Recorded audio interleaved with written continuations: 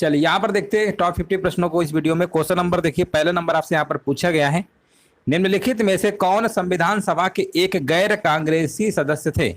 अब देखिए यहाँ पर आपके ऑप्शन दिए गए हैं, जेबी कृपलानी, के.एम. मुंशी, डॉक्टर भीमराव अम्बेडकर और टी.टी. कृष्णमाचारी। तो यहाँ पर आपको बताना है संविधान सभा के एक गैर कांग्रेसी सदस्य थे। गैर कांग्रेसी का मतलब होता है कि वो कांग्रेस से संबंध उनका नहीं था, गैर कांग्रेसी थे आपके। तो देखिए जेबी कृपलानी भी आपके कांग्रेसी थे, आपके के.एम. मुंशी भी थे और टी.टी. कृष्णमाचारी। लेकिन यहाँ पर जो डॉक्टर भीमराव अम्बेडकर लिखा हुआ है यही आपके क्या थे, है ना, संविधान निर्माता भी नहीं कहा जाता है, यही आपके गैर कांग्रेसी सदस्य थे। ऑप्शन नंबर आपका यहाँ पर सी नंबर राइट आंसर आपका यहाँ पर हो जाएगा। हाँ बिल्कुल, देखिए करेक्ट आंसर आपका यहाँ पर होगा। इसके अलावा गैर कांग्रेसी सदस्य आपके और भी थे, जैसे आपके सर्वपल्ली राधाकृष्णन जी थे आपके, है ना, और गोपाल स्वामी अयंगर भी थे आपके, M.R. जयकर भी थे, काफी सारे लोग थे। यहाँ पर ऑप्शन के अकॉर्डिंग देखेंगे तो डॉक्टर भीमराव अम्बेडकर आपको लगाना होगा। और अगर एक प्रश्न आपका और बनता है कि जब देश आज़ाद हुआ था 1947 में, तो उस समय कांग्रेस का जो अधिवेशन आपके चल रहे थे उस समय अध्यक्ष कौन थे कांग्रेस के, तो आपके जेबी कृपलानी थे, ये भी आपको याद रखना है। तो आंसर आपका यहाँ पर विकल्प नंबर आपका सी नंबर बिल्कुल राइट आंसर आपका यहाँ पर होगा। अगला प्रश्न है, भारतीय संविधान में समवर्ती सूची की अवधारणा जो है किस देश के संविधान से ली गई है। अगर हम सूचियों की बात करते हैं, चाहे वो समवर्ती सूची हो, संघ सूची हो या राज्य सूची हो, समवर्ती सूची में राज्य यानी केंद्र दोनों लोग कानून बना सकते हैं, संघ सूची में केवल केंद्र सरकार और राज्य सूची में केवल राज्य सरकार। तो यहाँ पर जो ये समवर्ती ने सा से शुरू होता है, तो समवर्ती सूची याद रखिएगा, जो आपकी टोटल 12 अनुसूचियां है ना, तो उसमें 7वीं जो अनुसूची है, जो 7वीं अनुसूची है उसी में इसके बारे में आपका बताया गया है। समवर्ती सूचियों के बारे में, कोई भी सूची हो, समवर्ती हो, राज्य सूची हो, संघ सूची हो, ये 7वीं अनुसूची में आपको बताया गया है। तो अनुसूचियां टोटल कितनी है, 12 याद रखिएगा। भाग आपके संविधान में 22 हैं और अनुच्छेद की बात करेंगे 395। यहाँ पर आपसे पूछा गया है समवर्ती सूची की जो अवधारणा है किस देश के संविधान से लिया गया है। अगर हम संविधान की बात करेंगे तो आपका ऑस्ट्रेलिया के संविधान से लिया गया है, याद रखिएगा, ऑस्ट्रेलिया के संविधान से लिया गया है। यहाँ पे आंसर क्या होगा आपका, राइट आंसर आपका यहाँ पर हो जाएगा, ठीक है ना। विकल्प नंबर यहाँ पे क्या होगा, बिल्कुल राइट आंसर आपका यहाँ पर हो जाएगा, ऑस्ट्रेलिया से लिया गया है। आगे बढ़ते हैं, यहाँ पर देखिए आपसे पूछा गया निम्नलिखित में से कौन सा युग्म आपका सही सुमेलित नहीं है। अब देखिए सही सुमेलित नहीं आपको बताना है, अनुच्छेद आपके दिए गए हैं 54, 55, 61 और 60, ठीक है। यहाँ पर अगर हम बात करेंगे, देखिए यहाँ पर आपके 36 से 51 तक तो आपके नीति निर्देशक तत्व है, भाग नंबर 4 है, ठीक है ना। भाग नंबर जब हम 5 की बात करते हैं तो आपके अनुच्छेद नंबर आपके 52 से लेकर आपके 151 नंबर तक हैं, ठीक है ना। इसी में आपके राष्ट्रपति के बारे में पूरा सब कुछ है, तो 52 से स्टार्ट होंगे। यहाँ पर आपसे पूछा क्या गया है, इसकी आपने एक ट्रिक भी पढ़ी होगी, है ना। तो बताइए यहाँ पे राइट आंसर क्या होगा। क्वेश्चन नंबर 3 नंबर का देखिए, राष्ट्रपति का निर्वाचन, है ना, राष्ट्रपति का निर्वाचन आर्टिकल नंबर 54, ये तो आपका सही है। अनुच्छेद 55 की अगर हम बात करेंगे, राष्ट्रपति के निर्वाचन से संबंधित है आपका। महाभियोग राष्ट्रपति पर लगाया जा सकता है संसद के द्वारा, ये भी आपका सही है। लेकिन जो अध्यादेश जारी करते हैं राष्ट्रपति, वो अनुच्छेद 60 न होकर अनुच्छेद 123 होता है ना। ये राष्ट्रपति क्या करते हैं, अध्यादेश जारी करते हैं। और इसी के एक प्रश्न और बनता है कि राज्यपाल अध्यादेश कौन से अनुच्छेद के तहत जारी करते हैं। तो राज्यपाल की बात करेंगे, राज्यपाल, है ना, ये राज्यपाल राज्य से संबंधित होते हैं, और यहाँ पर राष्ट्रपति आपके पूरे देश से यानी केंद्र से। तो राज्यपाल जो होते हैं वो अनुच्छेद 213 के तहत आपका अध्यादेश जारी करते हैं, ये भी आपको याद रखना है। क्वेश्चन नंबर देखेंगे 4 नंबर आपसे पूछा गया है, भारतीय संविधान के निम्नलिखित अनुसूचियों में से किस अनुसूची के द्वारा राज्यसभा में स्थानों के आवंटन का वर्णन किया गया है। टोटल आपकी कितनी अनुसूचियां, अभी हमने आपको बताया था, आपकी 12 अनुसूचियां हैं। कितनी अनुसूचियां हैं आपकी, 12 अनुसूचियां हैं। तो उसमें आपको बताना है यहाँ पर राइट आंसर क्या होगा, राज्यसभा के स्थानों का आवंटन किया गया है। यहाँ पर आपको बताना आंसर आपका यहाँ पर क्या होगा। हाँ, पहली अनुसूची, दूसरी, आप इस तरीके से आप पढ़ेंगे तो टोटल आपकी कितनी है, 12 अनुसूचियां हैं, ठीक है ना, 12 अनुसूचियां हैं। और सभी को देखिए यहाँ पर पता होगा, प्रथम अनुसूची में बताया गया है, इसमें राज्य एवं संघ राज्य क्षेत्र की चर्चा के बारे में बताया गया है। दूसरी अगर अनुसूची की अगर हम बात करेंगे, है ना, दूसरी अनुसूची की बात करेंगे तो इसमें क्या है आपका, इसमें विभिन्न पदाधिकारी जैसे आपके राष्ट्रपति हैं, उपराष्ट्रपति हैं, राज्यपाल हैं, लोकसभा के अध्यक्ष हैं, उपाध्यक्ष हैं, राज्यसभा के सभापति हैं, उपसभापति हैं, मुख्य न्यायाधीश हैं, राज्यपाल, ये सब इनके वेतन भत्ता की चर्चा की गई है। राष्ट्रपति जैसा कि आप जानते हैं 5 लाख रुपए प्रतिमाह कमाते हैं, उपराष्ट्रपति 4 लाख रुपए प्रतिमाह कमाते हैं, लोकसभा के अध्यक्ष भी आपके 4 लाख रुपए प्रतिमाह कमाते हैं। और अगर हम बात करते हैं तीसरी अनुसूची में, इसमें विभिन्न प्रकार के पदाधिकारियों की शपथ की चर्चा है। शपथ लेते हैं ना, तो शपथ दिलाने की इसमें बात की गई है, लेकिन इसमें राष्ट्रपति और उपराष्ट्रपति के शपथ की चर्चा नहीं है, ये भी याद रखिएगा। और चौथी अनुसूची में इसमें क्या है, राज्यसभा के सीटों के बारे में बताया गया, राज्यसभा के सीटों के बारे में बताया गया है, ये आपका चौथी अनुसूची में, ठीक है ना। यहाँ पे राइट आंसर आपका यहाँ पर हो जाएगा, ऑप्शन नंबर आपका ए नंबर होगा। जब संविधान बना था उस समय आठवीं अनुसूची थी, उसके बाद आपका संविधान संशोधन आपका होता है। पहला संविधान संशोधन 1951 में होता है, 9वीं अनुसूची जोड़ी जाती है। फिर इसके बाद 52वां संविधान संशोधन होता है, उसमें 10वीं अनुसूची आती है, फिर 11वीं अनुसूची आती है, फिर 12वीं। इस तरीके से टोटल आपकी 12 अनुसूची अब आपकी वर्तमान में है। 11 जो है आपका याद रखिएगा नगर पंचायत से, नगर पंचायत से, और 12वीं अनुसूची आपकी नगर पालिका से, ये भी आपको याद रखना है। यहाँ पर देखिए नेक्स्ट प्रश्न आपसे पूछा गया, क्वेश्चन नंबर 5 नंबर को ध्यान से देखिए। लिखा हुआ म्यूकरमाइकोसिस के बारे में निम्नलिखित कथनों पर आपको विचार करना है।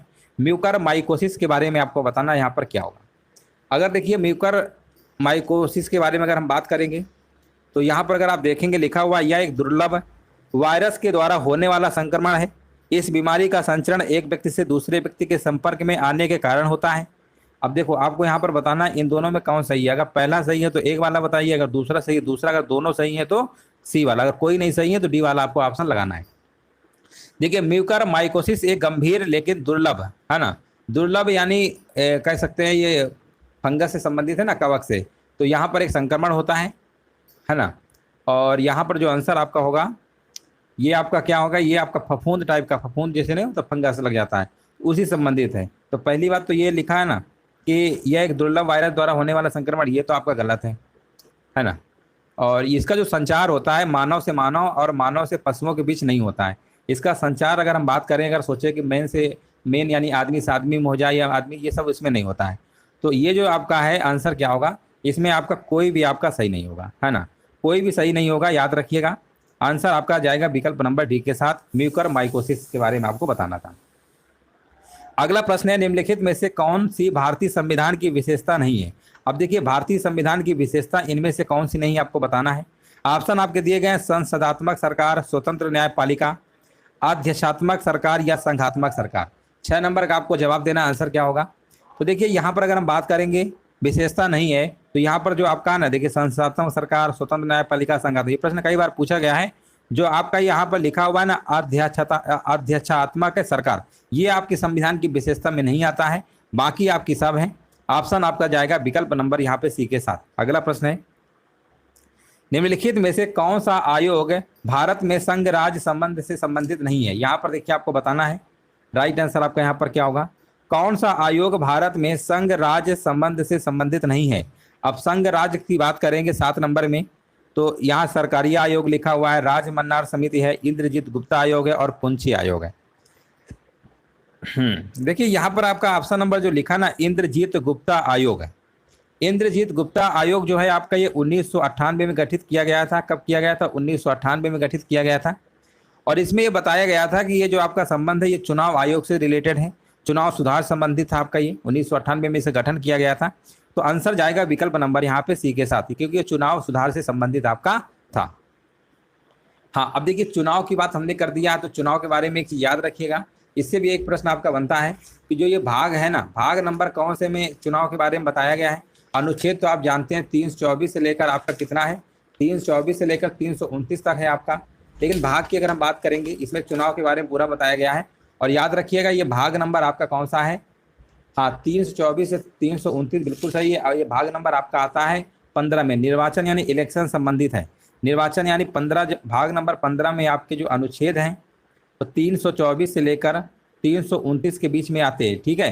ये भाग नंबर 5 है, ये भाग नंबर 15 है, काफ़ी इंपॉर्टेंट है। तो ये जो आपका होगा यहाँ पे राइट आंसर आपका यहाँ पर हो जाएगा। चलिए आगे बढ़ते हैं।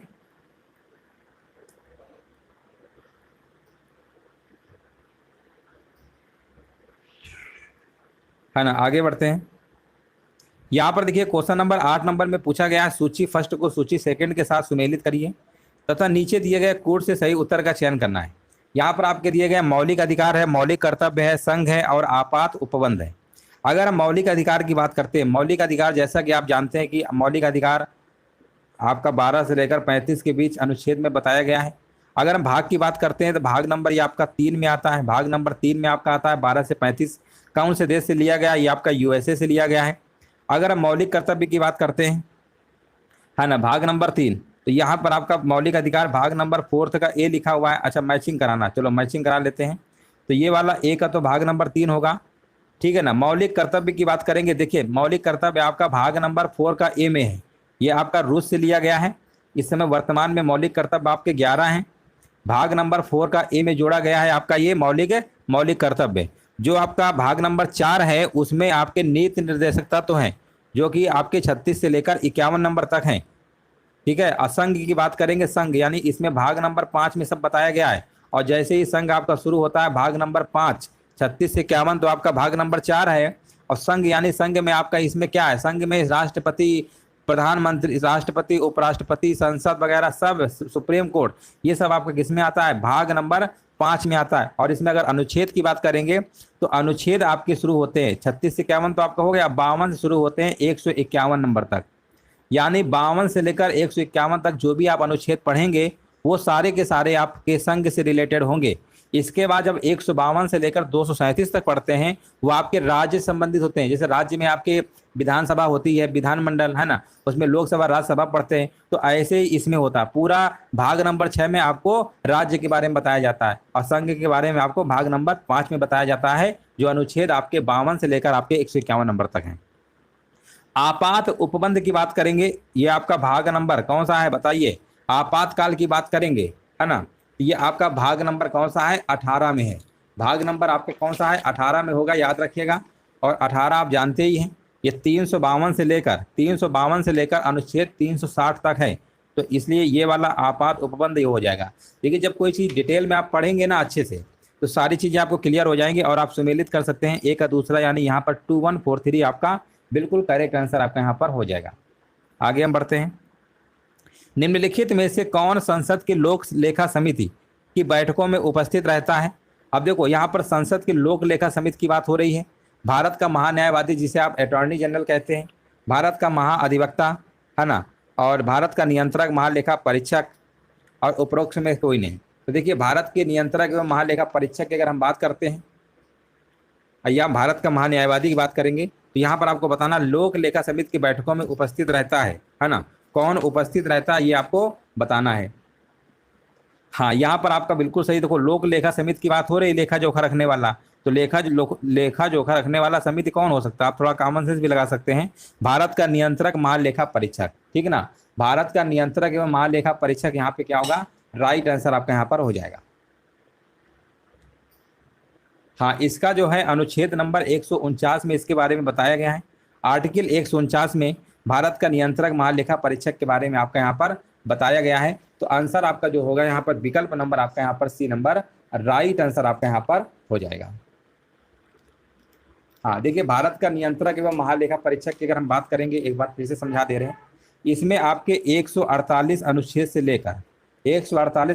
लेकर 151 इन्हीं के बीच में आपका बताया गया है भारत के नियंत्रक महालेखा परीक्षक के बारे में, जिसको आप क्या कहते हैं, कैग कहते हैं। शॉर्टकट में इसको क्या बोलते हैं, कैग बोलते हैं, है ना, कैग, CAG। जिस समय वर्तमान में गिरीश मुर्मू हैं आपके, इनका जो कार्यकाल है 6 वर्ष का होता है, आप सभी लोग जानते होंगे। तो यहाँ पर जो कैग होता है, कैग है जिसको आप नियंत्रक महालेखा परीक्षक कहते हैं, तो यहाँ पर आंसर क्या होगा, 148 से इनका 151 के बारे में चर्चा की गई है। सर्वोच्च न्यायालय का न्यायाधीश अपना त्याग पत्र जो देता है किसे दे सकता है लिखकर। 10 नंबर में आपको जवाब देना है, यहाँ पे राइट आंसर क्या होगा, है ना। तो यहाँ पर आपका 10 नंबर का जवाब होगा, बिल्कुल सही है, राष्ट्रपति को दे सकते हैं। राष्ट्रपति आपकी इस समय वर्तमान में द्रौपदी मुर्मू हैं। अगला प्रश्न बताइए, निम्नलिखित में से कौन राष्ट्रीय विकास परिषद की रचना करते हैं। अब देखिए राष्ट्रीय विकास परिषद की बात हो रही है। अब राष्ट्रीय विकास परिषद में कौन कौन लोग उपस्थित रहते हैं, किनका रोल इंपॉर्टेंट है ना, इनमें बताइए रचना कौन कौन करते हैं। तो यहाँ पर अगर हम बात करेंगे, देखिए राष्ट्रीय विकास परिषद का जो गठन है आपका 1952 में किया गया था। अगर हम गठन की बात करते हैं, गठन कब किया गया था, 1952 में आपका किया गया था। और इसमें सदस्य आपके कौन कौन थे, है ना। यहाँ पर हम सदस्य की बात करेंगे तो प्रधानमंत्री तो आपके हैं ही, ठीक है। इसके बाद यहाँ पे आपका क्या होगा, हाँ, अध्यक्ष और वित्त आयोग ये आपका नहीं है। सभी संघीय मंत्रिमंडल के मंत्रीगण ये भी आपके शामिल हैं, ये भी शामिल हैं। राज्यों के मुख्यमंत्री, सभी राज्यों के मुख्यमंत्री भी शामिल हैं, और साथ में दोस्तों याद रखिएगा नीति आयोग के सदस्य भी शामिल हैं। हालांकि इसमें नहीं दिया गया है नीति आयोग, जैसे आप योजना आयोग को उसका नाम बदलकर नीति आयोग कर दिया गया, तो नीति आयोग के सदस्य भी शामिल हैं, प्रधानमंत्री भी शामिल हैं, राज्यों के मुख्यमंत्री भी शामिल हैं, और सभी केंद्र शासित राज्यों के, जो केंद्र शासित राज्य हैं उनके मुख्यमंत्री हों या उपराज्यपाल की बात हो, वो भी आपके शामिल हैं। यानी राज्य के मुख्यमंत्री, केंद्र शासित प्रदेश के मुख्यमंत्री और प्रधानमंत्री, ठीक है ना, और सभी संघीय मंत्रिमंडल। लेकिन यहाँ पर जो अध्यक्ष वित्त आयोग यही नहीं होगा, तो आपको 134 वाला ऑप्शन आपको टिक कर देना है, ऑप्शन आपका बी नंबर सही होगा। भारतीय संविधान में लोकसभा में अनुसूचित जनजातियों के लिए आरक्षण की व्यवस्था किस अनुच्छेद के अंतर्गत की गई है? अब देखो ये प्रश्न बहुत बार पूछा गया एग्जाम में। अगर हम बात करते हैं, सबसे पहले हम ये बात करेंगे कि यहाँ पर जो भाग आपके कितने हैं, भाग आपके टोटल 22 हैं, भाग आपके 22 हैं। और यहाँ पर अगर हम अनुसूचित जाति जनजाति के बारे में बात करते हैं तो ये आपके भाग नंबर 16 में चर्चा किया गया है, भाग नंबर 16 में चर्चा किया गया है। अब भाग नंबर 16 में कितने अनुच्छेद हैं जो आपके ये कुछ वर्गों के यहाँ पर उपबंध के बारे में बताया गया है, चाहे ओबीसी, एससी, एसटी, ये सब जितना भी जातिगत मामला है वो भाग नंबर 16 में चर्चा किया गया है। और ये अनुच्छेद याद रखिएगा 330 से लेकर 342 जितने भी आपके अनुच्छेद होंगे 330 से लेकर 342 के मध्य वो आपके लोकसभा में आरक्षण से संबंधित है, जनजातियों संबंधित है, अनुसूचित जातियों संबंधित है। ये सब पूरा जाति वाला मामला जो है, चाहे आंग्ल भारतीय हो तो खत्म कर दिया गया, ये सब पूरा का पूरा आपका इसी में बताया गया है। तो 330 से लेकर 342 तक ऑप्शन है।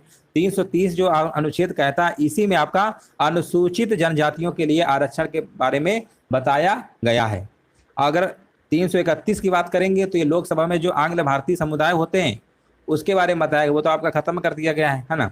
और 332 में अगर बात करेंगे तो यहाँ पर जो राज्य की जो विधानसभा होती है ना, अब तो ये चलो ये तो आपके केंद्र की हो गई, लोकसभा की हो गई, ऐसे राज्यों में भी विधानसभा होती है। तो राज्यों में जो विधानसभा होगी और उस पे है ना अनुसूचित जो जातियां हैं, जनजातियां हैं, उनके आरक्षण का प्रावधान 332 में किया गया है। तो ये भी आपका इंपॉर्टेंट है, राज्यों का पूछेगा 332, लोकसभा में पूछेगा तो 330, दोनों में आपको अच्छे से याद रखना है। एक संघीय राज्य व्यवस्था में शामिल तत्व कौन कौन से हैं? अब देखो संघीय राज्य व्यवस्था की बात हो रही है ना, ध्यान दीजिएगा, संघीय राज्य व्यवस्था की बात हो रही है। और संघीय में बात करेंगे राज्यों के मध्य संबंध, संघ और राज्यों के मध्य संबंध, समन्वय के लिए तंत्र और विवादों को सुलझाने के लिए तंत्र। यहाँ पर क्वेश्चन नंबर 13 नंबर में आपको जवाब देना है, राइट आंसर क्या होगा। तो देखिए यहाँ पर सारे के सारे विकल्प आपके सही हैं, चार राज्यों के मध्य संबंध हो, संघ राज्यों के मध्य संबंध हो, समन्वय के लिए, ये सभी आपके होंगे। तो आंसर जाएगा 1 2 3 4, सभी के सभी शामिल आपके तत्व हो जाएंगे। अगला देखिए बहुत ही आसान प्रश्न पूछा गया है जो हमने कई बार आपको बताया है, संवैधानिक उपचारों का अधिकार निम्न में से किस अनुच्छेद के तहत प्राप्त है? अब संवैधानिक उपचार क्या होता है ना, संवैधानिक उपचार जैसे आपने पढ़ा होगा भाग नंबर 3 में 12 से लेकर 35 तक मूल अधिकार हैं, तो जिसमें 32 नंबर जो आपका अनुच्छेद बहुत इंपॉर्टेंट होता है, क्योंकि मूल अधिकार की रक्षा कौन करता है? सुप्रीम कोर्ट करता है, और वो आर्टिकल 32 के तहत करता है, इसीलिए इसे बोला जाता है संवैधानिक उपचारों का अधिकार, है ना। इसमें रिट जारी करता है सुप्रीम कोर्ट, आर्टिकल 32, और 226 जो है आपका हाई कोर्ट रिट जारी करता है। तो आंसर आपका यहाँ पर आर्टिकल नंबर 32 आपको लगा देना है। निम्नलिखित में से नीति निर्देशक तत्वों में कौन सा शामिल किया गया है? अब देखिए नीति निर्देशक तत्व आपके हैं भाग नंबर 4 36 से 51, किस देश से आपका लिया गया है? आयरलैंड देश से लिया गया है। लेकिन यहाँ पर आपसे पूछा गया है नीति निर्देशक तत्वों में कौन शामिल किया गया है, कौन शामिल किया गया है आपको बताना है 15 नंबर में। तो राष्ट्रीय महत्व के स्मारकों, स्थानों व वस्तुओं का संरक्षण आपका है।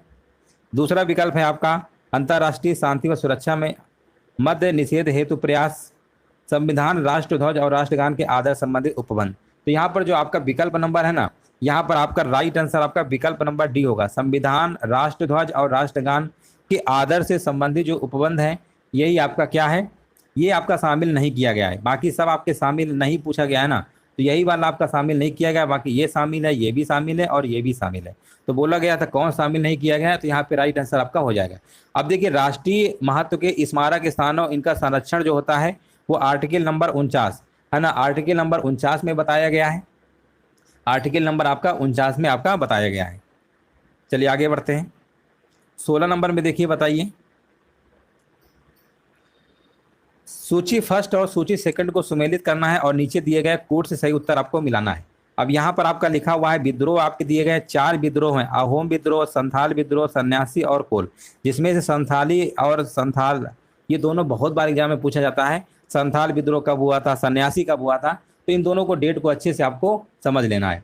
देखिए संथाल जो आपका हुआ था 1855 और 56 में हुआ था, है ना। और अगर हम सन्यासी विद्रोह की बात करेंगे ये आपका 1760 में हुआ था, ये भी बहुत इंपॉर्टेंट है सन्यासी वाला। तो आप यहाँ पर, और अहोम की बात करेंगे ये आपका 1828 में हुआ था, है ना। 1828 में आपका हुआ था। यहाँ पर ए नंबर का दूसरा नंबर आपका यहाँ पर हो जाएगा। और कोल की बात करेंगे ये आपका 1831 से लेकर 1832। आंसर जाएगा विकल्प नंबर डी के साथ 2, 3, 4, 1। तो डेट याद रखिएगा, कम से कम सन्यासी वाला जरूर याद रखिए। सन्यासी वाला आपका 1760, बहुत बार ये प्रश्न आपका एग्जाम में पूछा गया है। अगला प्रश्न है निम्नलिखित में से किस सिख गुरु की हत्या नांदेड़ यानी महाराष्ट्र में अफगान सरकार के द्वारा की गई थी। किस सिख गुरु की हत्या नांदेड़ महाराष्ट्र में अफगान सरकार के द्वारा की गई थी। 17 नंबर आपको बताना है। आंसर यहाँ पर क्या होगा, देखिए इन्होंने ही आपकी खालसा जो आपका पंथ है उसकी स्थापना किया था। खालसा पंथ के बारे में आपने सुना होगा। और ये सिखों के आपके 10वें गुरु थे। 10वें गुरु कौन थे, गुरु गोविंद सिंह थे। बहुत कन्फ्यूजन होता है ना। ये तो गुरु के आपके 9वें गुरु थे तेग बहादुर। यहाँ पर गुरु गोविंद सिंह आपके कौन थे, 10वें नंबर के गुरु थे। तो आंसर आपका यहाँ पर, राइट आंसर आपका यहाँ पर हो जाएगा, ठीक है ना। ऑप्शन नंबर यहाँ पे डी नंबर आपका सही होगा। 10वें गुरु आपके थे। इन्हीं की हत्या जो है एक अफगान सरदार के द्वारा की गई थी। काकोरी कांड के क्रांतिकारियों व उनको फांसी दिए जाने के स्थानों में कौन सा विकल्प सही सुमेलित नहीं है। अब देखिए काकोरी कांड की अगर हम बात करते हैं, ये जो आपके क्रांतिकारी थे जो आपके फांसी दिया गया था, तो इनको आपको बताना कौन सा सुमेलित नहीं है। कौन सुमेलित नहीं है, हम बात करेंगे राम प्रसाद बिस्मिल की बात करेंगे। तो इन्हें देखिए, वैसे तो 1925 में आपका काकोरी कांड हुआ था, सभी को पता होगा। 1925 में 9 अगस्त 1925 को घटना घटी थी ये। और ये जो 18 नंबर का आपका बी लिखा ना, राजेंद्र लाहिड़ी इलाहाबाद, तो देखिए राजेंद्र लाहिड़ी जो इलाहाबाद दिया है ये आपका गलत दिया गया है ना। बाकी तो सब आपके सही हैं। हाँ, फिर राजेंद्र लाहिड़ी को फांसी कहाँ पर दी गई थी, गोंडा में दी गई थी। याद रखिएगा, गोंडा में दी गई थी। कहाँ पर दी गई थी, गोंडा में दी गई थी। याद रखिएगा, राजेंद्र लाहिड़ी को फांसी कहाँ पर दी गई थी, गोंडा में दी गई थी। बाकी राम प्रसाद बिस्मिल को गोरखपुर में, अशफाकुल्ला खां को फैजाबाद में, और रोशन लाल को इलाहाबाद में। अब फैजाबाद का नाम बदलकर अयोध्या हो गया है, इलाहाबाद का नाम बदलकर आपका प्रयागराज हो गया है। स्वदेशी आंदोलन के संबंध में निम्नलिखित कथनों पर विचार करना है और दिए गए कूट की सहायता से सही विकल्प का आपको चुनना है। लिखा, स्वदेशी आंदोलन का मद्रास में जो नेतृत्व था सैयद हैदर रजा ने किया था। इस आंदोलन से अमेरिकी पत्रकार H.W. नेविन्सन संबंधित थे। 19 नंबर में आपको जवाब देना। आंसर यहाँ पर क्या होगा, अगर दोनों विकल्प आपके अगर सही हैं तो आप बता सकते हैं। देखिए स्वदेशी आंदोलन का जो है मद्रास में जो नेतृत्व है आपका, है ना, मद्रास में अगर हम बात करते हैं, नेतृत्व की बात करते हैं, तो चिदम्बरम पिल्लई ने किया था। किसने किया था, चिदम्बरम पिल्लई, है ना, चिदम्बरम पिल्लई ने किया था। और यहाँ कह रहे हैं सैयद हैदर रजा ने किया था। ये तो गलत आपका हो गया, है ना, पहला तो गलत हो गया। और आगे लिखा हुआ है इस आंदोलन से अमेरिकी पत्रकार नेविन्सन संबंधित थे, है ना। तो ये इस आंदोलन का जो नेतृत्व है आपका दिल्ली में किया गया था। और यहाँ पर जो आपके थे ना, ये आपके जो थे आपके H.W. नेविन्सन की संबंधित तो थे, लेकिन यहाँ पर इन्होंने ये कह दिया कि ये अमेरिका से संबंधित है, अमेरिकी पत्रकार, है ना। यहाँ पर इन्होंने ये गलती कर दी, ये अमेरिका से नहीं था, ये ब्रिटेन के थे। ये ब्रिटेन के थे आपके, कहाँ के थे, ये ब्रिटेन के थे, अमेरिका के न हो गए, ब्रिटेन के थे, इसलिए ये भी आपका गलत हो गया। ऑप्शन नंबर लगाएंगे डी नंबर। मिताक्षरा के लेखक विज्ञानेश्वर निम्नलिखित में से किस राजा के दरबार से संबंधित थे। मिताक्षरा के लेखक की बात हो रही है। विज्ञानेश्वर निम्नलिखित में से किस राजा के दरबार से संबंधित थे।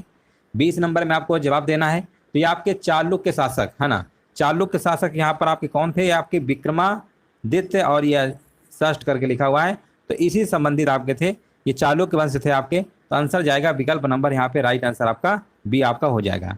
निम्नलिखित में से किस अभिलेख में 6 करों बलि भाग शुल्क विष्टि और प्रथम आदि का उल्लेख जो प्राप्त होता है, ये किस अभिलेख में देखने को मिलता है। तो याद रखिएगा, ये जो आपका 6 आपके किस अभिलेख में 6 कर हैं, 6 करों बलि भाग शुल्क विष्टि और प्रथम, ये आपको देखने को मिलेगा आपका जूनागढ़ अभिलेख में। ऑप्शन नंबर आपका ए नंबर, राइट आंसर आपका यहाँ पर हो जाएगा। हाँ बिल्कुल सही है। अगला प्रश्न बताइए, सिकंदर लोदी के द्वारा लिखित ग्रंथ, यहाँ पर आपको बताना है ना, फरहंगे सिकंदरी का संबंध है। फरहंगे सिकंदरी का जो संबंध है निम्नलिखित में से किस विषय से है। सिकंदर लोदी के द्वारा लिखित ग्रंथ है। सिकंदर लोदी ने कौन सा ग्रंथ लिखा था? फरहंगे सिकंदरी। इसका संबंध किस विषय से, किस विषय पे लिखा था? तो इन्होंने जो लिखा था ये आयुर्वेद से लिखा था। उस समय आयुर्वेद के बारे में बहुत क्रेज चल रहा था, आयुर्वेदिक सब इलाज वगैरह होता था, तो इन्होंने आयुर्वेद से संबंधित आपका ये लिखा था। निम्नलिखित में से सही सुमेलित बताइए यहाँ पर कौन सा है? सही सुमेलित आपको करना है। यहाँ पर आपके एक तरफ दिया गया है फुतु उस सूची दी गई, दूसरी सूची सेकंड है फुतु उस सलातीन, और यहाँ पर आपका लिखा हुआ है नूर सिपिहर ताजुल मासिर किताब नौरस, है ना। यहाँ पर आपको बताना है 23 नंबर का जवाब यहाँ पर क्या होगा। तो देखिए यहाँ पर अगर हम बात करेंगे फुतु उस सलातीन, ये इसामी है ना, यहाँ पर इसामी होगा, इनका संबंध इसामी से है। और नूर सिपिहर की बात करेंगे तो ये अमीर खुसरो, आंसर जाएगा यहाँ पर अमीर खुसरो। देख लीजिए ए का तीसरा बी का चौथा कहाँ पर है, तो आप कहेंगे ए का तीसरा बी का चौथा ऑप्शन नंबर डी पे। ऑप्शन नंबर डी आपका करेक्ट आंसर आपका होगा। कृषकों की मदद हेतु पट्टा व कबूलियत व्यवस्था निम्नलिखित में से किस शासक के द्वारा की गई थी? देखिए कृषकों की जो मदद हेतु पट्टा और कबूलियत व्यवस्था है ना, किस शासक के द्वारा की गई थी?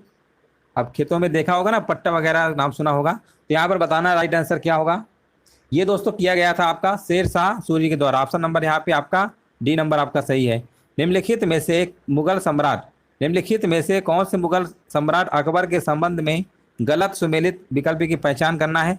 अब देखिए यहाँ पर आपको बताना है 25 में गलत कौन सा है वो आपको बताना है। अब देखो यहाँ पर अगर हम बात करते हैं है ना, दास प्रथा का अंत 1562 में किया था अकबर, ठीक ना, और इबादत खाने की स्थापना 1575, ये भी सही है।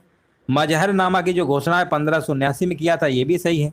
लेकिन यहाँ पर जो जजिया करके जो समाप्ति किया था वो 1563 में ना करके 1564 में किया था।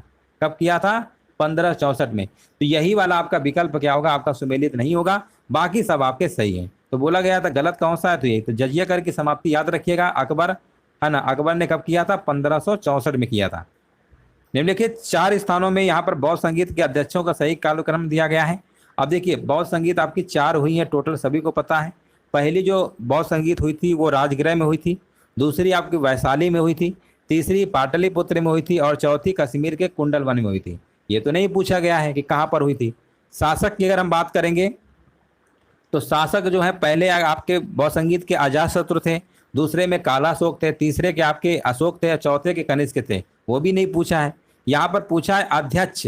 देखो इससे 3 प्रश्न बनते हैं, ये तो शासक पूछेगा, ये तो किस स्थान पे हुआ था, या तो अध्यक्ष पूछेगा। तो चारों के चारों रट लीजिए। अध्यक्ष की बात करेंगे तो पहले में महाकश्यप थे, है ना, महाकश्यप पहले नंबर पे थे, दूसरे में आपके सर्वकामी थे, दूसरे पे आपके पहले नंबर पे थे, दूसरे नंबर पे थे आपके। इसके बाद तीसरे में आपके आते हैं मोगली पुत्र तीस आपके आते हैं, और चौथे में आपके वसुमित्र आते हैं। अब आप इसको मिलान कर लीजिए, 3 4 2 1 होगा। 3 4 2 1 कहाँ लिखा हुआ है? ऑप्शन आपका बी नंबर बिल्कुल करेक्ट आंसर आपका होगा। तो देखिए जब भी एग्जाम में कभी डिटेल में प्रश्न पूछेगा और अगर जानकारी सही है तभी आप कर पाएंगे, इसलिए बहुत ही अच्छे से आपको पढ़ना है, डिटेल में पढ़ना है कि कौन कब आया। अध्यक्ष भी याद रखिए, शासक भी याद रखिए, और स्थान भी याद रखिए। यहाँ पर आपसे पूछा गया इनमें से कौन सा सुमेलित नहीं है। अब देखो 4 ऑप्शन आपके दिए गए, घटनाएं दी गई हैं, इधर वर्ष दिया गया है, भारत छोड़ो आंदोलन 1942, ये तो सुमेलित है। अब भारत सरकार अधिनियम बताइए 1940 यहाँ पे लिख रखे हैं, है ना, तो 27 नंबर में 1940 में भारत सरकार अधिनियम आपने कहीं पढ़ा है? नहीं पढ़ा होगा। 1935 में पढ़ा है आपने, है ना, 1935 में पढ़ा है, ठीक है ना। पहले चार्टर अधिनियम चलते थे, जैसे 1773 का आपका रेगुलेटिंग एक्ट आया, फिर पेट्स एक्ट आता है 1784, फिर 86 में आता है, फिर 1813 में आपका आता है क्या बोलते हैं चार्टर अधिनियम आता है, 20-20 साल में आता है, फिर 1833 में आता है, फिर 1853 में आता है। तो उसमें चार्टर अधिनियम से भी प्रश्न बन जाते हैं कि चार्टर अधिनियम में ईस्ट इंडिया कंपनी थी, है ना, तो उसमें जो अधिकार वगैरह उनको दिए गए थे कि कैसे क्या होगा पूरा, उसमें सब बताया गया था। तो 1833 हो गया, 1853, 1813, 3 चार्टर अधिनियम भी आपके 1800 में हुए थे। इसका भी खत्म हो जाते हैं 1857 की जब क्रांति होती है, फिर 1858 में आपका नए नए आपके नियम और वायसराय आ जाते हैं। तो लंबी कहानी है, चलो आगे बढ़ते हैं। भारत छोड़ो आंदोलन के साथ निम्नलिखित में से कौन महिलाएं जुड़ी थी? अब भारत छोड़ो आंदोलन के साथ अगर हम बात करेंगे कौन सी महिलाएं यहाँ पर जुड़ी थी?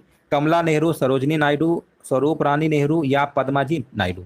अब भारत छोड़ो आंदोलन सभी को पता है 1942 में आपका हुआ था। आपको बताना है कौन कौन महिलाएं जुड़ी थी, आपको यहाँ पर बताना है। तो देखिए यहाँ पर अगर हम बात करेंगे, सरोजनी नायडू जुड़ी थी, है ना, और ये उत्तर प्रदेश की राज्यपाल भी रह चुकी हैं पहली। और यहाँ पर अगर हम बात करेंगे पद्मा जी नायडू, ये भी आपकी जुड़ी थी। नायडू याद रखो, जहाँ पे नायडू लग जाए समझ जाओ वही ऑप्शन है कि जो आपकी भारत छोड़ो आंदोलन के साथ ये जुड़ी थी। तो आंसर आपका यहाँ पर क्या होगा? हाँ, गांधी जी के साथ जुड़ी थी, बिल्कुल सही बात है। तो ऑप्शन नंबर आपका राइट आंसर आपका हो जाएगा।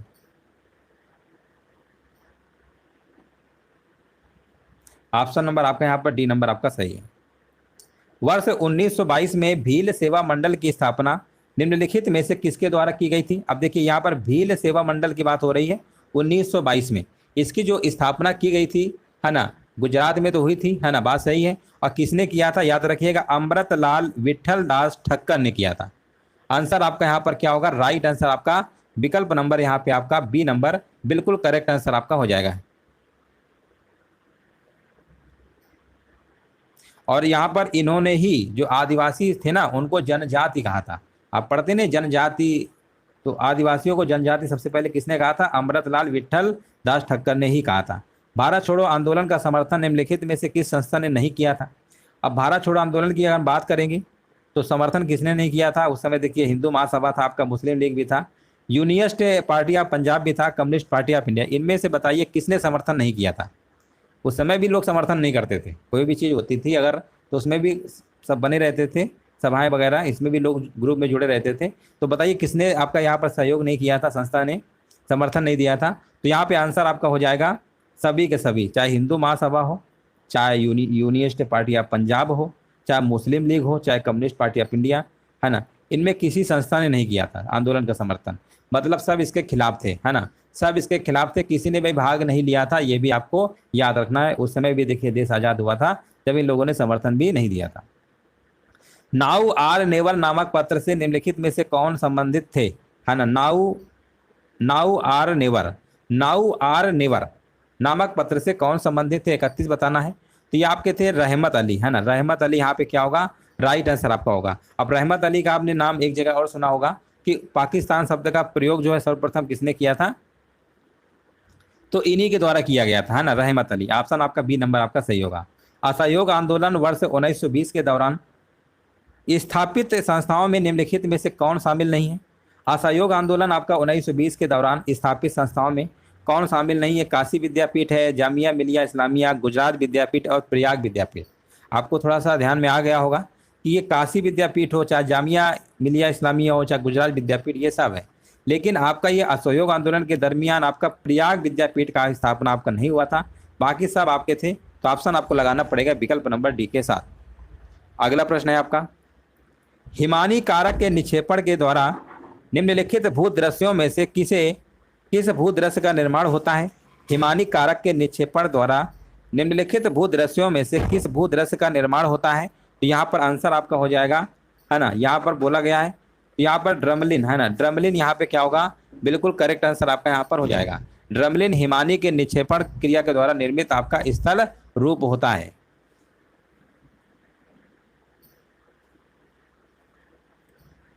चलिए आगे बढ़ते हैं। निम्नलिखित ज्वालामुखी पर्वतों में से कौन एक एलबुर्ज पर्वत श्रेणी की सबसे ऊंची चोटी व शांत ज्वालामुखी का उदाहरण है? ज्वालामुखी पर्वतों में से कौन एक एलबुर्ज पर्वत श्रेणी की सबसे ऊंची चोटी व शांत ज्वालामुखी का उदाहरण है? 34 की अगर हम बात करेंगे तो 34 का आपका यहाँ पर हो जाएगा देमबंद, है ना, देमबंद यहाँ पे क्या होगा? बिल्कुल राइट आंसर आपका यहाँ पर हो जाएगा। अगला प्रश्न बताइए, वायुमंडल के निम्नलिखित स्तरों में किस संस्तर की में ऊंचाई के साथ तापमान में आपको कमी देखने को मिलती है? ऊंचाई के साथ तापमान की कमी जो देखने को मिलती है ना, वो आपकी मिलती है मध्य मंडल में देखने को मिलती है। मध्य मंडल यहाँ पर क्या होगा? बिल्कुल करेक्ट आंसर आपका यहाँ पर होगा। मध्य मंडल का जो विस्तार होता है वो आपका 80 किलोमीटर की ऊंचाई तक होता है ना, 80 किलोमीटर की ऊंचाई तक होता है, याद रखिएगा। आंसर आपका सही होगा विकल्प नंबर यहाँ पे आपका, यहाँ पर बी नंबर आपका सही होगा। निम्नलिखित स्थानीय पवनों में से कौन सी एक शीतल स्थानीय पवन का उदाहरण है? निम्नलिखित पवनों में से हम बात करेंगे कौन एक शीतल स्थानीय पवन का उदाहरण है, आपको बताना है शीतल। तो यहाँ पर आंसर क्या होगा? बुरान, है ना, बुरान यहाँ पर क्या होगा? बुरान जो है साइबेरिया की शीतल स्थानीय पवन है, तो बुरान यहाँ पे लगा देंगे। ऑप्शन नंबर आपका, और कौन सी देश की? साइबेरिया की है ये। हाँ बिल्कुल सही है। देखिए ब्रिक फील्डर जो है ना, ये ऑस्ट्रेलिया के स्थानीय उष्ण पवन होती है, ये ऑस्ट्रेलिया की है। अगर हम बात करते हैं हर मट्टन की बात करते हैं, ये सहारा मरुस्थल की उष्ण पवन है। और सिमूम की बात करेंगे, ये आपकी सहारा मरुस्थल की है, उष्ण, ये सब उष्ण है। शीतल की बात करेंगे तो बुरान होगा, साइबेरिया की है। यहाँ पर बताइए खोलोंगच्छू जल विद्युत परियोजना निम्नलिखित देशों में से किन देशों की संयुक्त परियोजना है? बहुत सारे आपको नए नए प्रश्न देखने को मिल रहे होंगे। खोलोगच्छू जल विद्युत परियोजना निम्नलिखित देशों में से किन देशों की संयुक्त परियोजना है? तो यहाँ पर आंसर आपका होगा भारत और भूटान। भारत और भूटान के बीच की पहली संयुक्त उद्यम परियोजना, याद रखिएगा। आंसर आपका यहाँ पर राइट आंसर आपका होगा। इस परियोजना को है 2025 तक पूर्ण होने की संभावना है ना, 2025 तक। भारतीय प्राणी विज्ञान सर्वेक्षण संस्थान की स्थापना कहाँ की गई है? बहुत इंपॉर्टेंट प्रश्न है आपका ये। भारतीय प्राणी विज्ञान सर्वेक्षण संस्थान की अगर हम बात करेंगे तो इसकी स्थापना पश्चिम बंगाल की राजधानी कोलकाता में किया गया था। 1916 में इसकी स्थापना की गई थी, है ना, कोलकाता में। आपका आंसर जाएगा विकल्प नंबर ए के साथ। निम्नलिखित नदियों में से गंगा की सहायक नदी बताइए कौन सी नहीं है? हम कहेंगे घाघरा है, केन है, कोसी है और गंडक है। तो गंडक वगैरह तो है, आपने सुना ही होगा, है ना, ये तो है। घाघरा भी है, कोसी भी है। यहाँ पर जो आपका विकल्प दिया गया है ना, केन नदी, केन आपकी यमुना नदी की सहायक नदी। किसकी है? ये यमुना नदी की सहायक नदी है, इसलिए आंसर आपका जाएगा विकल्प नंबर सी के साथ। निम्नलिखित कृषि के प्रकारों में से कौन सा कृषि का प्रकार जमीन पर फैलने वाली सब्जियों के कृषि के लिए प्रयोग किया जाता है ना? निम्नलिखित कृषि के प्रकारों में से कौन सा कृषि का प्रकार जमीन पर फैलने वाली सब्जियों के कृषि के लिए प्रयोग किया जाता है? यह आपका होता है ओलेरी कल्चर। ये प्रश्न बहुत बार पूछा जाता है, ओलेरी कल्चर। यहाँ पे राइट आंसर आपका यहाँ पर हो जाएगा। सूची फर्स्ट और सूची सेकंड को देखिए सुमेलित करना है। यहाँ पर आपके एक तरफ वनस्पति दिए गए हैं और दूसरी तरफ आपका क्षेत्र दिया गया है। वनस्पति के अगर हम प्रकार की बात करते हैं, फिम्बस है, चैपरल है, मैटोरेल है और माकवी है। इनके क्षेत्र आपको सुमेलित करना है। याद रखिएगा फिम्बस का जो क्षेत्र है ना, ये आपका दक्षिण अफ्रीका से संबंधित है। आपका चैपरल की बात करेंगे, आपका कैलिफोर्निया संबंधित है। मैटोरेल की बात करेंगे, आपका चिली संबंधित है। और माकवी की बात करेंगे, भूमध्य सागर के तटीय क्षेत्र से। यानी आंसर आपको लगाना पड़ेगा 3, 1, 2, 4। 1, 2 अच्छे याद रखिए। फिम्बस आपका कहाँ से है? दक्षिण अफ्रीका, है ना। अगर आपको फिम्बस याद है दक्षिण अफ्रीका से है। और 1, 2 और या 2 कम से कम तो याद ही कर लो। कभी भी प्रश्न अगर रिपीट होगा तो सेम डिक्टो कॉपी पेस्ट मार दिया जाता है, इसलिए कम से कम चारों को तो नहीं समझ पाओगे तो 2 कम से कम याद ही कर लो, जिससे आपको मैचिंग कराने में दिक्कत ना हो, है ना। फिम्बस दक्षिण अफ्रीका का है और चैपरेल कहाँ का है? हाँ कैलिफोर्निया का, चैपरेल कैलिफोर्निया का। आगे बढ़ते हैं। निम्नलिखित में से किस देश की सरकार के द्वारा अपने देश के कुल भौगोलिक क्षेत्र के 60% भाग पर वन बनाए रखने का संवैधानिक प्रावधान किया है? कहा है भैया हम 60% जमीन पे वन रखेंगे, है ना। वन का बहुत ही मतलब इम्पोर्टेंट रोल होता है, आप जानते ही हैं। वन वगैरह रहते हैं तो काफ़ी एटमॉस्फेयर में इसका प्रभाव देखने को मिलता है, इसलिए वनों की कटाई के लिए आपने देखा होगा कई आंदोलन भी अपने देश में चले थे। तो चलिए यहाँ पर 42 नंबर का आपको जवाब देना है। आंसर आपका यहाँ पर होगा 42 के भी भूटान, है ना। भूटान देश भले ही दुनिया का सबसे गरीब देश कहते हैं भूटान है, भूटान की राजधानी थिम्पू, लेकिन देखो बहुत अच्छा उन्होंने कदम उठाया है कि 60% भाग पर वन बनाने का संवैधानिक प्रावधान आपका कर दिया है। प्रधान मध्याह्न रेखा तथा विषुवत रेखा एक दूसरे को जिस बिंदु पर काटती है, ये कहाँ पर अवस्थित है ना। विषुवत रेखा और मध्याह्न रेखा एक दूसरे को जिस बिंदु पर काटती है, ये आपका होगा उत्तरी अटलांटिक महासागर। उत्तरी अटलांटिक महासागर आपका राइट आंसर आपका होगा। अच्छा बताइए, प्रधान जो मध्याह्न रेखा होती है 0 डिग्री देशांतर, या जिसको आप ग्रीनविच रेखा कहते हैं, ठीक है ना, ग्रीनविच रेखा भी तो कहते हैं, जो उत्तरी अटलांटिक महासागर और भूमध्य रेखा या विषुवत रेखा को काटती है। यहाँ पर देखिए सूची फर्स्ट और सूची सेकंड को देखिए सुमेलित करना है। और आपका यहाँ पर पूछा गया है हार्न अंतरीप, कमोरिन अंतरीप, गुड केप अंतरिम और यार्क अंतरिप, है ना। ये आपको बताना है, सुमेलित करना है। 44 का आंसर क्या होगा? देखिए हार्न अंतरिप की अगर हम बात करेंगे तो ये आपका है संबंधित अर्जेंटीना से है। कमोरिन अंतरिप की बात करेंगे, कमोरिन आपका भारत से संबंधित है, कमोरिन भारत से है। और गुड होप अंतरिप की बात करेंगे तो ये आपका दक्षिण अफ्रीका संबंधित है। और यार्क अंतरिप की बात करेंगे ऑस्ट्रेलिया से। आंसर जाएगा 3142, ऑप्शन नंबर डी आपका सही है। यहाँ पर आपको बताना है मृदा में कितने प्रतिशत खनिज पदार्थ तथा जल का प्रतिशत मिलता है। मृदा यानी जिसे हम मिट्टी कहते हैं, और मिट्टी की अगर हम बात करेंगे है ना, कितने प्रतिशत खनिज पदार्थ तथा जल का प्रतिशत मिलता है, खनिज पदार्थ और जल का प्रतिशत मिलता है, तो आपका मिलता है 40% आपका खनिज पदार्थ है और जल का प्रतिशत आपका 25% देखने को मिलता है मिट्टी में। तो मिट्टी में याद रखेंगे, पानी तो वैसे उसमें कमी रहेगा, तो 40% खनिज पदार्थ और जल का 25%, 40-25 याद रखिएगा। पृथ्वी का वह क्षेत्र जो कर्क मकर रेखा के मध्य स्थित है, पृथ्वी कौन सा क्षेत्र है, तो आपका क्षेत्र याद रखिएगा वो आपका उष्ण कटिबंध क्षेत्र है। उष्ण कटिबंध क्षेत्र याद रखिएगा, कर्क एवं मकर रेखा के मध्य भाग को, ये प्रश्न कई बार पूछा गया है, कर्क मकर रेखा लिखा है ना, तो आप समझ जाइए कर्क और मकर रेखा के जो मध्य भाग होता है उसको हम उष्ण कटिबंध कहते हैं। कर्क रेखा और मकर रेखा के मध्य भाग को हम उष्ण कटिबंध कहते हैं। यहाँ सूर्य की किरणें वर्ष भर लगभग सीधी रेखा में पड़ती हैं, वर्ष भर आपका सीधी रेखा में पड़ती है। सामान्य ताप पतन दर में बढ़ती ऊंचाइयों के साथ तापक्रम कम होने की दर है ना। सामान्य ताप पतन दर में बढ़ती ऊंचाई के साथ तापक्रम कम, जैसे देखिए जैसे जैसे आप ऊंचाई पे बढ़ेंगे ना, तापक्रम कम होने की जो दर है वो आपको बताना है। 47 नंबर का क्या होगा, तो ये आपका होगा 6.5 डिग्री सेल्सियस प्रति 1000, यानी हर 1000 मीटर पे 6.5 डिग्री सेल्सियस आपको टेम्परेचर क्या होगा, कम देखने को मिलेगा। याद रखिएगा, जैसे संख्या आप काउंटिंग की जाती है 1000 पुरुषों पे कितनी महिलाएं हैं, ऐसे 1000 मीटर पे अगर हम बात करेंगे ऊंचाइयों की, अगर चढ़ेंगे तो वहाँ पर 6.5 डिग्री सेल्सियस से आपको टेम्परेचर क्या है, घटता हुआ देखने को मिलेगा। विभिन्न गुणों वाली वायु राशियों के मध्य की संपर्क रेखा क्या कहलाती है, विभिन्न गुणों वाली वायु राशियों के मध्य की संपर्क रेखा क्या कहलाती है, तो उसे याद रखिएगा वाताग्र कहते हैं। वाताग्र वह ढलुआ सीमा होती है जिसके सहारे दो विपरीत स्वभाव वाली हवाएं क्या होती मिलती है ना। तो यहाँ पर आपका आंसर क्या होगा, ऑप्शन नंबर बी आपका सही होगा। यहाँ पर देखिए आपसे पूछा गया है कैलिफोर्निया के मरुस्थल में शीतकालीन गर्म शुष्क पवन को क्या कहते हैं, है ना। अभी हमने आपको बताया था कैलिफोर्निया के मरुस्थल में बात करेंगे, शीतकालीन गर्म शुष्क पवन क्या कहते हैं, तो उसे हम दोस्तों याद रखिएगा सांता आना कहते हैं, सांता आना कहते हैं। सांता आना बिल्कुल यहाँ पे क्या होगा, करेक्ट आंसर आपका यहाँ पर होगा। अगला प्रश्न है डंकन दर्रा कहाँ पर अवस्थित है। हम अगर डंकन दर्रा की बात करेंगे तो ये आपका, हाँ बिल्कुल सही है। देखिए डंकन दर्रा जो है ना आपका, ये दक्षिणी और मध्य अंडमान द्वीप समूह के मध्य स्थित है, बिल्कुल बात सही है। और एक प्रश्न आपका और बनता है, 10 डिग्री जो चैनल होता है ना, वो आपका अंडमान निकोबार को अलग करता है, 10 डिग्री चैनल है ना, ये भी याद रखिएगा। 10 डिग्री जो चैनल आपका है ना, अंडमान निकोबार द्वीप समूह को अलग करता है।